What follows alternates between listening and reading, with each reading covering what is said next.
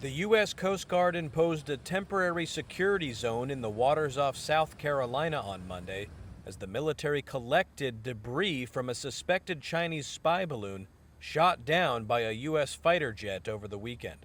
China called the shooting down of the balloon an obvious overreaction and urged the U.S. to show restraint over the episode. Outside the White House, President Joe Biden insisted that the incident had not weakened U.S.-China relations. No, we made it clear to China what we're going to do. They understand our position. We're not going to back off. We did the right thing, and there's not a bad question of weakening or strengthening. It's just the reality. Has it always been your view to shoot down a Chinese spy balloon, or was it only because it became public?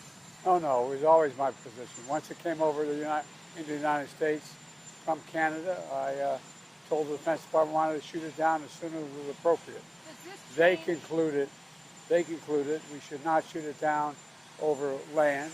It was not a serious threat, and we should wait till it got across the water. The balloon led U.S. Secretary of State Antony Blinken to postpone a planned visit to China, but as of Monday, there was no update on when it might be rescheduled. We haven't had conversations at this point about rescheduling the trip. The White House said lines of communication would stay open, but that the ball was in China's court. It's up to China to figure out what kind of relationship that they want. Meanwhile, Air Force General Glenn Van Herk, who was responsible for bringing down the balloon, said previous spy balloons had flown undetected by the U.S. military in what he called a, quote, awareness gap. The Pentagon said over the weekend that Chinese spy balloons had briefly flown over the United States at least 3 times during President Donald Trump's administration and 1 time previously under President Joe Biden.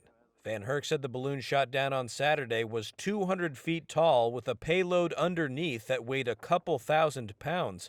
Van Herk did not rule out that there could have been explosives on the balloon, but said he did not have any evidence of it either. That risk, however, was a factor in his planning to shoot down the balloon over open water.